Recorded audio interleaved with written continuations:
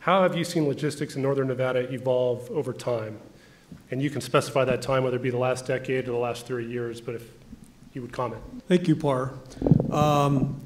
I've broken this down into kind of three paradigm shifts over a period of years. It coincides well with the time I've been in Nevada. I moved here in 1984, and our Commission on Economic Development was created in 1983 to diversify and grow the state's economy. From 83 to 2000, primarily what we saw is logistics and warehousing for domestic distribution to the western U.S. From 2000 to 2008, we saw a marked shift towards exports. I'll give you some numbers. It took the entire history of the state from when we first exported back in the late 1800s to the year 2000 and reached $1.47 billion in exports. From 2000 to 2008, our exports went up to $6.12 billion, a 4x increase in 8 years versus what we've done over 125 years. And this was the big shift towards exports outside the U.S. from Nevada. Nevada finally, businesses getting engaged in the global community. The difference we're seeing now, in 2009, exports were down in Nevada. It's the first time since post-2001. The good news is they were only down 7.2%. You say, why is that good? Well, the whole country was down 18.8%. New Mexico was down 55%. California was down 22%. So we were the most resilient, which means people wanted our products and they also wanted, we were in the right countries that were still buying from us. What do we see happening now and how my time has changed? Prior to the last year, about 2/3 of my time was spent on exports, and these programs have been very successful, as we can see, in bringing federal programs and other programs we brought in to increase exports, help our exporters. And about 1/3 was spent on what we call FDI, or foreign direct investment, bringing foreign companies into Nevada. Currently, there are about 100 foreign corporations that have a nexus in Nevada. What we're seeing now, starting in the last several months and is the next paradigm shift, is the emphasis on foreign direct investment.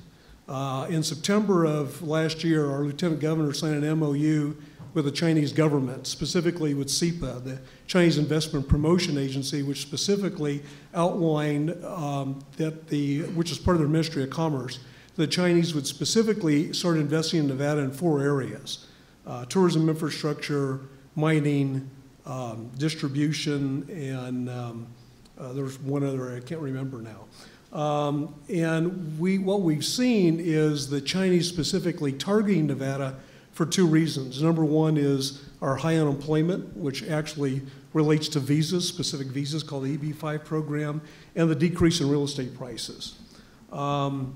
There's going to be a lot of foreign direct investment by not only the Chinese, but the Brazilians, the Australians, the Spanish.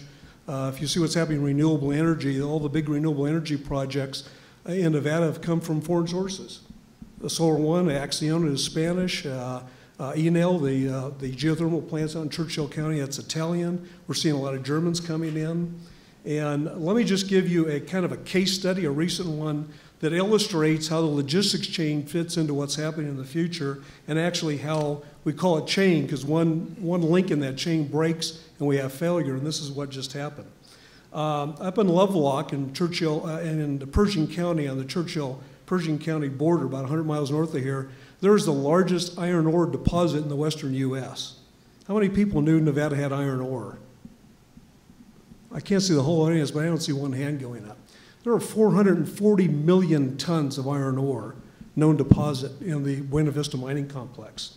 Chinese are, of course, big producers of steel. They only produce 35% of the iron ore they need. That means they need to import 65%, which they're doing from Africa and Australia. Very interested in doing it from Nevada. So using haul trucks, we can get the iron ore from the site to a railroad siding in Lovelock. Using a unit train, 100 cars, we can get it from the siding in Lovelock to the Port of Stockton. Remember, this is bulk. This is not container. It has to go into bulk port. Port of Stockton has 26 berths. The largest bulk carrier that can handle is 40,000 tons. The Chinese said if we can't use Panamax-style carriers, 100,000 to 200,000 tons, it doesn't pencil out. We cannot afford to have 40,000-ton carriers come across the Pacific. So the deal is broken down. It's broken down with several potential investors.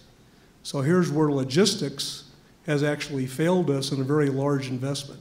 Now there is a solution, and that's turning the iron ore into iron nuggets, and you can export those, that ups the cost of the project another 150, 200 million to do that. And so these are the kind of things that we're going to see happening in the future as we see more and more foreign directment changing. This is the next paradigm that's coming to Nevada. Okay, thank you, Al. Russ, you want to chime in on your end? Sure. Yeah, I need that. And if you don't mind, we had your overview of your company, but where you spend most of your time? Right. Griffin Global Logistics, and I'm the president of the company. My day-to-day activities involve, customer interaction and a lot of operational, administrative activity, and then, of course, the strategic part of the company, the direction. I think it's interesting. I come at it from a different perspective than Alan does in terms of logistics and where it's come over the last, 10, 15, 20 years.